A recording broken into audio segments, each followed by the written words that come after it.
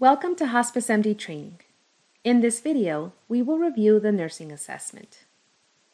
I will show you how to complete the nursing assessment with a comprehensive review of the main panels, with particular focus on the panels unique to the nursing assessment.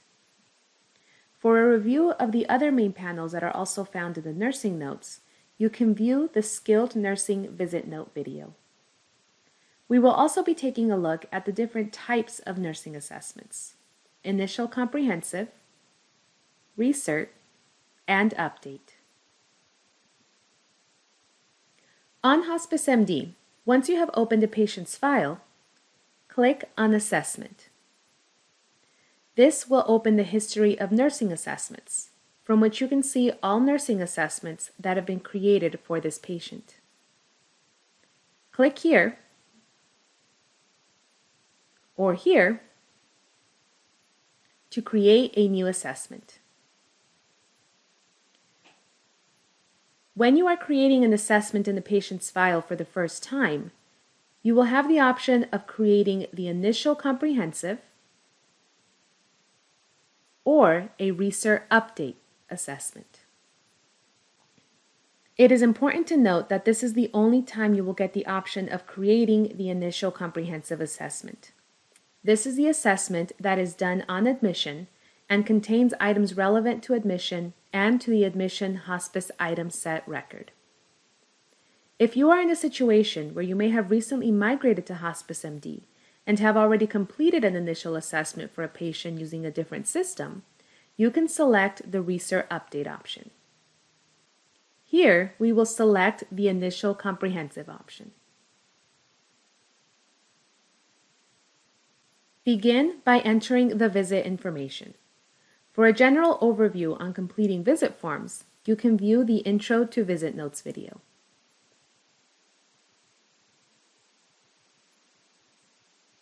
Now, let's start with the pain panel, as it is slightly different from the pain panel found in the nursing visit notes. This panel is one of the required panels for submission of the assessment. I will point out the other required panels as we go along. First, you will answer if the patient is able to verbalize pain. At this point, the system will be generating a verbal or nonverbal pain assessment based on your selection. This differs from the visit note in that in the visit note, you would toggle between the verbal and nonverbal options in the pain assessment itself. Once you answer the second question, is patient uncomfortable because of pain? You will need to complete the pain assessment by clicking Open Pain Assessment. Depending on your answer to the first question, the system will open a verbal or nonverbal pain assessment. If you need to change your answer to the first question to generate a different pain assessment, you will first need to delete this pain assessment by clicking here.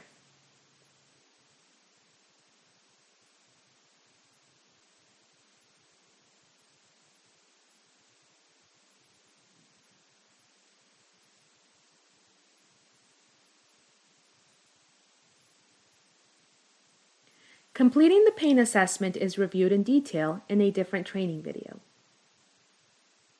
Here is a message in blue letting you know the pain assessment must be completed for the hospice item set, or HIS. Throughout the initial assessment, we will see these messages in blue letting us know a section is required for the HIS admission record. These will be required sections for submission of the assessment. Now, as we go along, at the top of most focus area panels, you will see an Add Issue link. You can click on Add Issue to add an issue to the plan of care for this focus area. You can view the Adding Issues to the POC training video for detailed instructions on that process. Now let's proceed with the form.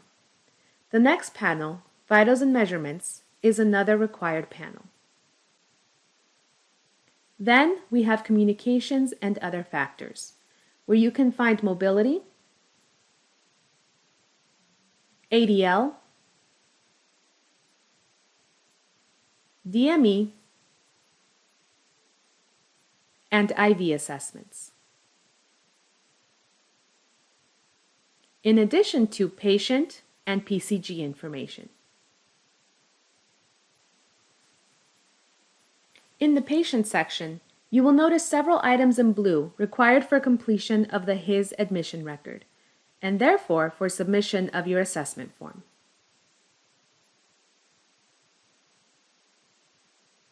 Moving on, we have the primary, secondary, and comorbidities panel.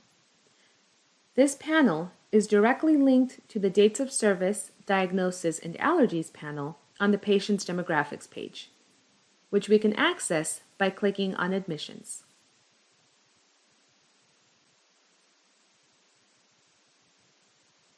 When a patient is admitted, diagnosis information entered here will automatically populate in the nursing assessment. Here. If the information is updated in the nursing assessment,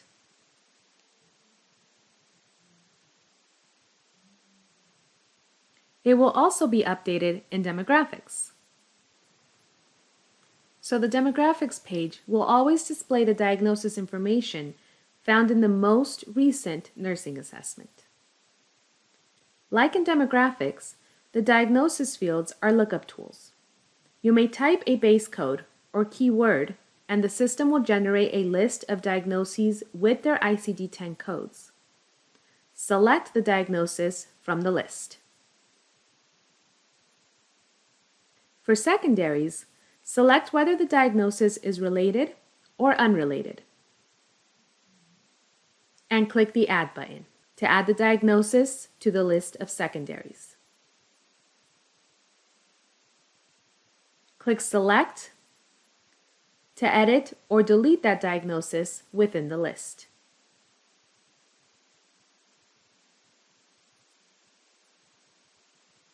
The KPS, PPS, FAST, and NYHA panel can also be found in the RN visit note and will not be reviewed here. However, it is relevant to the next panel, the LCD eligibility, which is unique to the nursing assessment.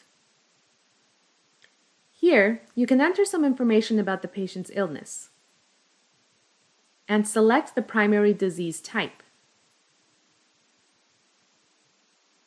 Once you select the disease, the system will auto-populate the LCD guideline criteria as set by CMS. If you do not see guidelines populate, CMS has not published guidelines for that type. Select whether your patient meets each criteria per the disease type. Once you save this information in your assessment, you can view it in the Compliance LCD Eligibility Report.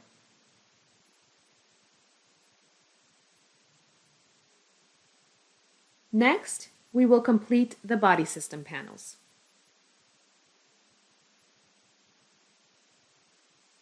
As we complete these, there will be some sections with questions pertaining to the HIS admission record.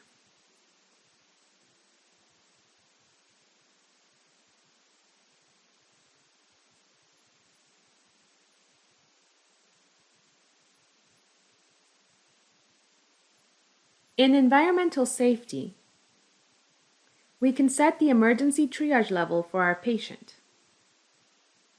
and select the corresponding conditions for that level. Psychosocial, spiritual, and bereavement screenings will allow you to document whether a visit by those disciplines is needed. If selecting declined with no further contact, the system will not alert for those assessments in the Alert section for this patient.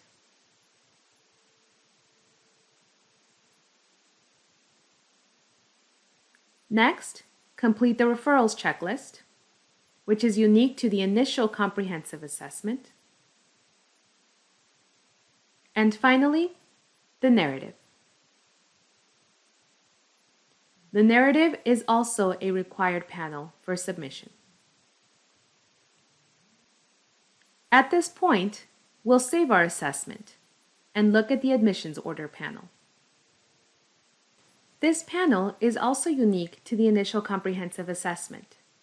When expanded, you will have the option of setting different plan of care items like the level of care and frequencies of visit, any admit physician's orders, and you can also create the HA assignment and an initial IDG if necessary. All of these items you will also be able to add at a different time through other areas of the patient's file.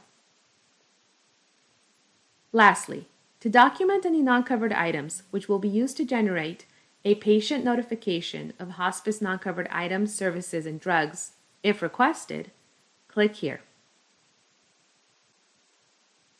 You can add the item and its reason for non-coverage. Once complete, you can submit the assessment if ready, or just save to return to it at a later time to edit. If you have missed any required sections, you will receive a prompt letting you know which of the required sections is missing.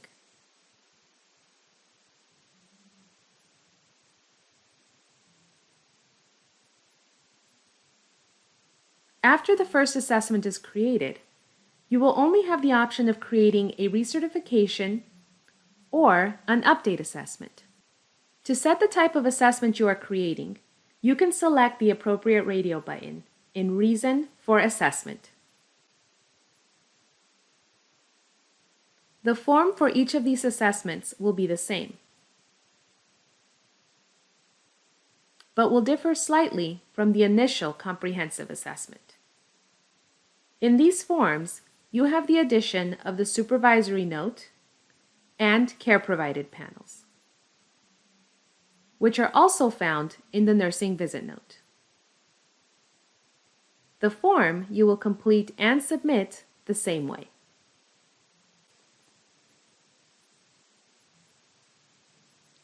And that brings us to the end of this training. Thank you for watching.